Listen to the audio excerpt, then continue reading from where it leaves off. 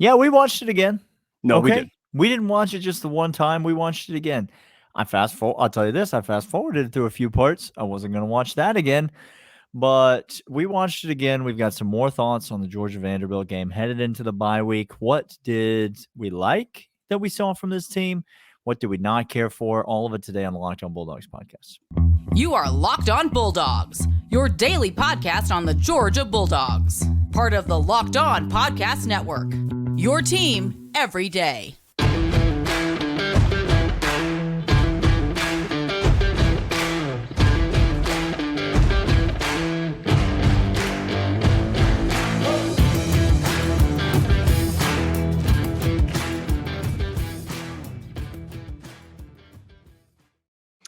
This is Locked On Bulldogs, part of Locked On Podcast Network, your team every day. He is Daniel. I am Clint. If you're on audio, go to YouTube, subscribe. If you're on YouTube, go to audio, subscribe. Find us anywhere you can get podcasts. We greatly appreciate it.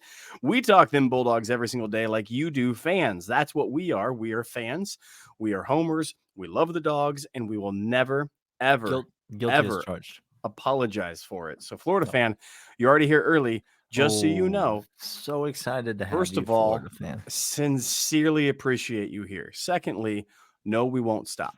And thirdly, if Scully Ready isn't in our comments by the end of the week, something has gone terribly wrong. Let me tell you, in prison. Something has gone terribly wrong in Scully Ready's life in many facets.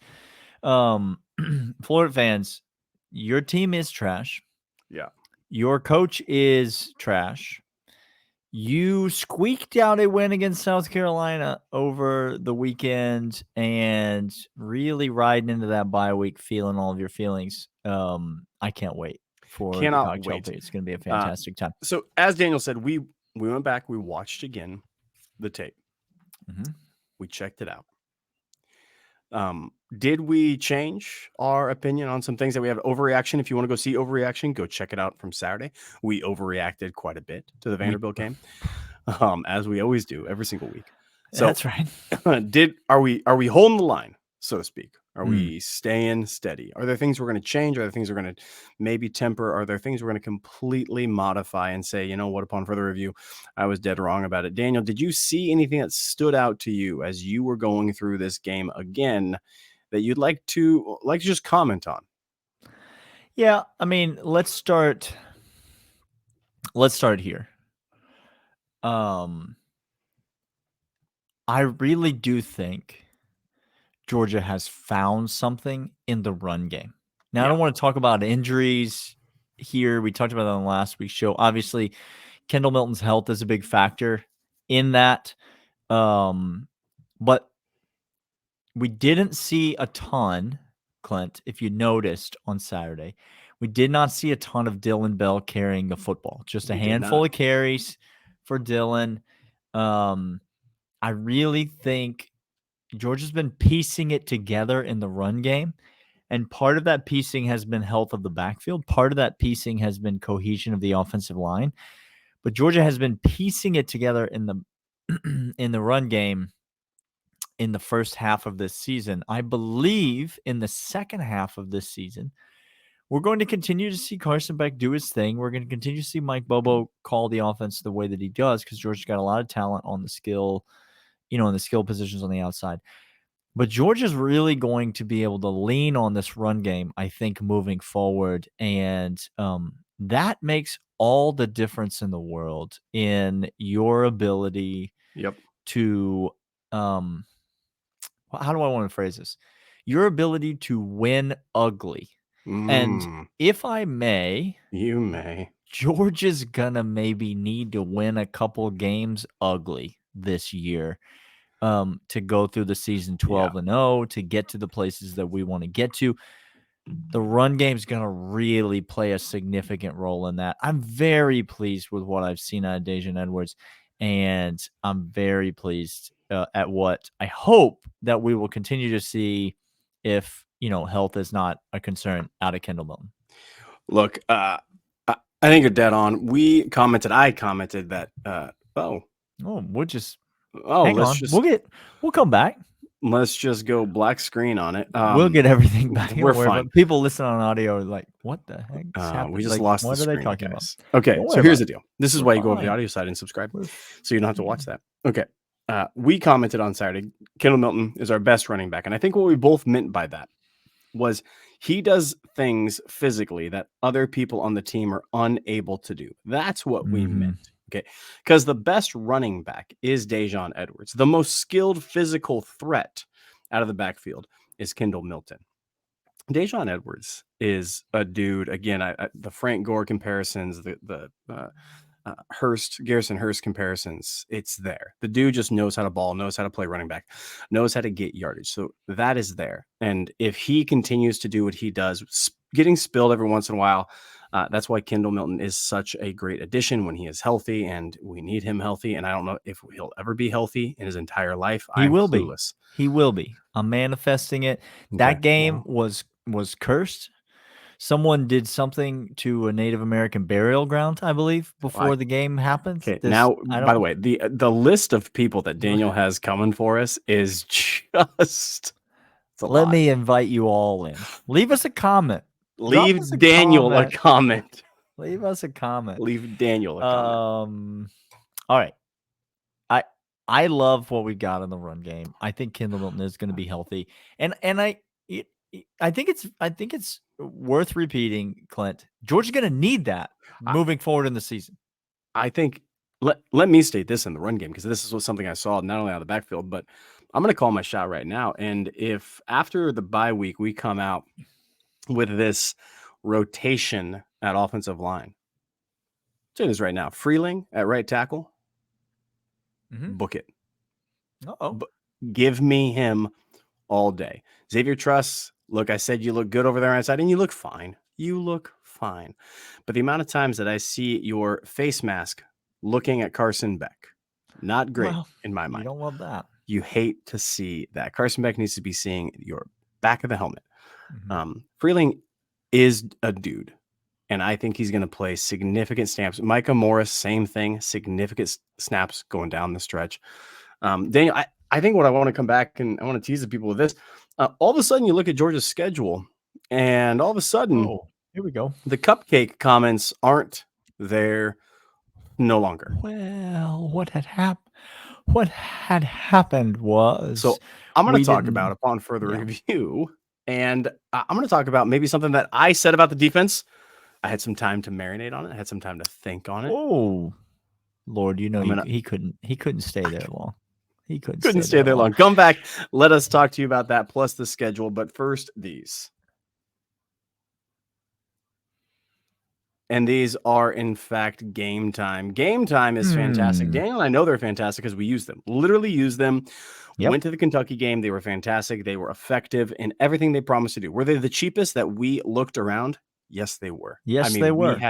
We had a matrices of. I had a whole spreadsheet of every single ticket app service, every person that would offer me a ticket to the Kentucky game. Game Time, without a doubt, the cheapest of all of the options. Did it get good seats in a timely manner when we needed them the most? Yes, they did. Yes, they did. We were in a pinch. A couple things didn't come through, and Game Time did. Right now, we can go use promo code LOCKEDONCollege for $20 off your order of Game Times. Now, if it's concerts, basketball games, football games, whatever it is, Game Time has the right tickets for you. Don't waste your time on other websites. Download the Game Time app today, gametime.co, LOCKEDONCollege for $20 off your order. Clint, let's talk about Let's that. Talk about Prize Picks. Well, because Prize Picks is also fantastic. Prize Picks. That's what I meant to say. PrizePicks.com/LockedOnCollege. Use promo code LockedOnCollege for the first deposit match up to $100. Here's what happens with Prize Picks. You go in there and you have all sorts of knowledge in your dome. You have all sorts of knowledge in your head. You know it because you've watched the games. You know what's going to happen. You know what's going to happen. Prize Picks is where you need to go. You need to pick the winners each and every time. PrizePicks.com/LockedOnCollege. You get up to first deposit match of $100 with promo code LockedOnCollege. That means you put in $100. Guess what? They're going to give you $100. That's $200 for your only $100 for first-time users. Why wouldn't you do it? I don't understand. You have knowledge. It's free money. We've been on here all the time talking about free money. prizepicks.com/lockedoncollege. First deposit match up to $100 right now. Promo code lockedoncollege. prizepicks.com/lockedoncollege. Now, Now, can we talk about the defense? let's talk about the defense. I want to talk Now. about the defense. Yeah. Why don't you tell the people, Clint, you've watched the game again. You had some pretty stern things to say to your beloved defense. Okay. You loose over here. Hold on. love the defense so much. And then you came out just real harsh, breaking up with this defense cold on Saturday night. Okay, look, I said some things I didn't mean. Okay. He's sorry. I'm sorry. Sometimes I just get so scared. I get so scared and I say things I don't mean. This defense, Daniel, I'm just going to come out here and tell you this. Please listen to me. Listen to me. I don't want to. Well, you're going to. This is, again, the format that we have chosen for our lives is that I have to listen to you. You have to listen to me. We made a lot of bad decisions in our life, Clint. This may be up there. This may be up there among the absolute top of the list. This defense that we are saying is atrocious, that we are calling the worst under Kirby Smart, that we are saying can't hold anybody to anything and is a liability, yada, yada, yada, yada. We said all that Saturday. Again, I know.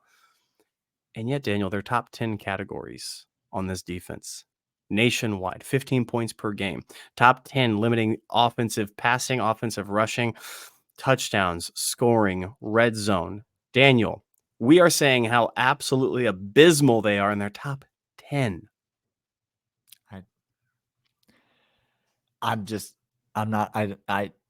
Sure, Okay. they're top 10. Sure, Okay, they're great. top 10. Tell me what you saw on Saturday. Here's what I saw on Saturday. Thank you for Okay. asking me what I saw. Yeah. Here's what I saw. I saw defensive interior linemen that are still there, Daniel. They're there. Did you see Marvin over there making some plays? I saw Marvin make a few plays. I've been waiting for Marvin to make a few plays. I did enjoy that. I enjoyed that. I will give you that. Thank you. I saw Marvin as well. Did you see Sori and Smile Mondin flying around and tracking guys down from behind? Now, we could talk about why that was, but again, just for the moment, did you see the catch-up speed and the eraser-like mentality those two have? I did see that. They play in the position group that you deemed the worst position group in the history of college defense. I said some things, and there's a name I'm not going to repeat on this podcast. I vow to you, listener, I will not utter the 3-letter name that I have been uttering all year. I'm not going to do it. This is a Zamir White take for you. I really think this is a Zamir White-esque take for you. Like, could be. Pop started the season real bad. I'm going to give you that. But I really think he's turned a corner, and I think he's only going to continue to get better as the season goes on. My next point. Thank you, Daniel. We are now at the halfway point of the season, over halfway point. Kirby Smart gets to the bye week. As we know about Kirby, and after bye weeks and after he sets up the season, now he has time here. He's no longer on the fly. He's no longer making game plans in real time. He has some thinking to do. He has some data analytics to go to. And now he has the ability over a week to imprint new things into these players that he doesn't have time normally to do, Daniel. I hear that. Okay, we are going to get better. We're a top 10 defense, and we're going to get better. And players are playing better than they have early on in the season. The name that you mentioned and the name that I refuse to mention that you think is one of them. But I think other players are there too. And I think the other players... I put 6 in that category. I was just going to say. I put 3 in that category. I think there's guys playing better than they have early in the season. I do think this defense is only going to get better. I do believe that. Okay. And I think that's what Georgia's coaching staff and fan base is depending on, Clint. You listen to the way that, Kirby's mantra this year has been, we want to be elite at getting better. That's been the phrase that's been thrown around a lot. That's the Kirbyese du jour. I think there's Kirbyese for don't judge me on what I just played. We're not very good right now. Is what that is Kirbyese for. Correct. And that is accurate. Like, I think Georgia's focus and mentality is going to be to continue to get better, and I think they will continue to get better. I think they still have a lot of really young talent on this team, but I need to see some guys take some steps forward. I need to see some guys pass some guys on the depth chart, or I need to see some guys really improve. because you can say what you want about top 10 statistical categories, Clint. I just don't care anything about that. I don't care anything about all of that. Is based on who we've played and the offenses Georgia has played to this point in the season. To put it very mildly, Go ahead. are really, really bad. Like 3 cupcake nobodies. I don't, but that's not true. Whatever. Okay. 3 cupcake nobodies and UAB, Ball State, and I'm sorry. See what he did there? I was Do you see I was what he did doing a there? thing where the SEC teams we played are really quite bad. It just Georgia matched up against much more effective offenses, which, to be fair, Georgia's not going to see that many more effective offenses for the remainder of the season, more. particularly the regular season.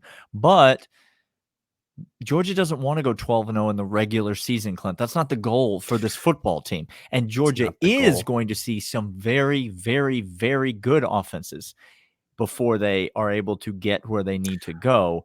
Is And USC going to be one of therefore, those offenses they're going to see? No, it won't be USC, Clint.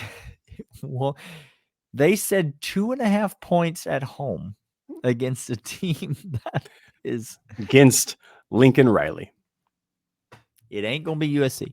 It is going to be Washington. It And is going to be Washington, and that Penix is is him. a real problem. So there's some concerns for this defense.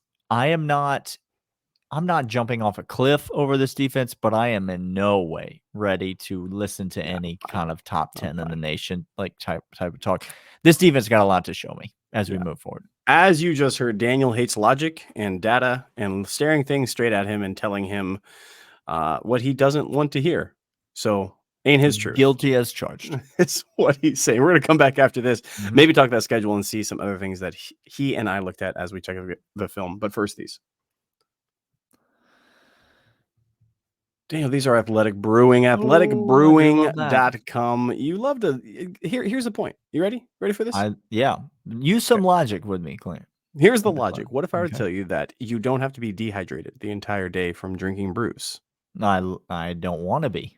Okay. What if I were to tell you that But I want them to taste good, though, Clint. What if I was to tell you that there is literally award-winning beer tasting groups out there that went to Athletic Brewing, sipped it down, and said, This is the best thing that we put into our mouths today, and it's not alcoholic. These are brews. These are not beers. Athletic Brewing has won awards all over the place for being fantastic at what they do, and that's making great tasting non-alcoholic brews. And right now, you can get 15% off your first order. Promo code LOCKEDON. athleticbrewing.com. Give it right now. Don't be dehydrated and has amazing taste of a non-alcoholic brews. That's athleticbrewing.com. Promo code LOCKEDON. 15% off your first order. Clint, Yes. let's just make a decision on the fly here. Schedule conversation really got the feeling of a tomorrow conversation. Tomorrow we're going to talk about the schedule. Feels like more of a tomorrow. Hold on. M-Dubs does confirm. Yes, he is. He's talking in our ears right now. He just can't. Welcome to the 199, by the way. Happy to have you here. Love having y'all. This is the reason we would have quit this podcast long ago if it wasn't for y'all. By the way, and you don't. So sincere. I am not lying about that. Like if you only knew. 199. We are thrilled that you're here. Thank you so much. There's a whole bunch of people that make this show what it is, and we are sincerely grateful for you. Happy to have connected with some of you when we were in Athens for Kentucky. Happy to have connected with some of you on the Subtext, many of you on the Subtext, and would love it if you wanted to reach out. You can do so in any number of ways. Clint, I want to end today by going back to this Vanderbilt game and playing a little. This is not the type of game that it sounds like. Okay, it's not. I'm not doing a. So you're gonna say things, and then you're gonna say, but I don't mean not. that. But you're already misinterpreting. So, let me just stop you right there. Okay. What I'm not doing, is saying that Brock Bowers isn't going to be back, because let me just say this definitively. This man is going to be back. Okay? He's going This man carrying his own bag onto the plane. man is in a boot, and going to he be don't care. back. He don't care. He's not a human person, therefore he We cannot be breathe in injured the differently same in way. California. I just want you to know that. Oh boy, he's saying We- we now. He's saying we now. Listeners, 199, if you would rally around me in this difficult time in my life, I need your support right now. I need your encouragement. Clint is saying we now. I'm not saying he's not coming back because he is coming back. Okay. He is. There's a chance he might miss some games. I don't know if he's going to miss any games or not, but there's a chance that he does. Okay. I want to talk through the offensive skill positions, and I want us to rank in order of the level of urgency with which Georgia needs these individuals to step up in the absence of Brock Bowers. Okay. So I'm going to name the candidates, and then we're going to rank them in order of the urgency with which Georgia needs them to step up. Ladd McConkey, Marcus Rosemy-Jacksaint, Ra Thomas, and Oscar Delp. Those are the four candidates that I'm giving you. Now, I know there are other guys, and I know there are other people that Georgia needs to step up. But those are the four guys I'm giving you. So who are you saying is the most needed? It is the most urgent that this person needs to elevate their game and step it up in the absence of Brock Bowers. Okay, so here's what again, Brock is coming back, so commenters, chill. It's all a moot point. We're just playing a game here. We're playing a fun game. But for me, it's going to be rah-rah, and here's why. Because Brock Bowers has one thing that no one else on the team can even attempt to replicate. Others, route running, speed, contested balls. We have guys that can attempt to replicate that. Sure. Okay? I'm not going to say they're going to do it, but they can try and get a little closer. The one thing that people cannot replicate on this team, I don't care if you're Oscar Delp, I don't care, is literally you got to bring 5 people with you to bring him down. It's called cannot be tackled. That's his. He can't be tackled. That's his ability. Yeah. Okay. So now this feels like Moneyball because now we're talking in the aggregate. Like we're going to replace him in the aggregate. Yeah. And the replacement is rah-rah, getting open and slipping through things and getting extra yardage.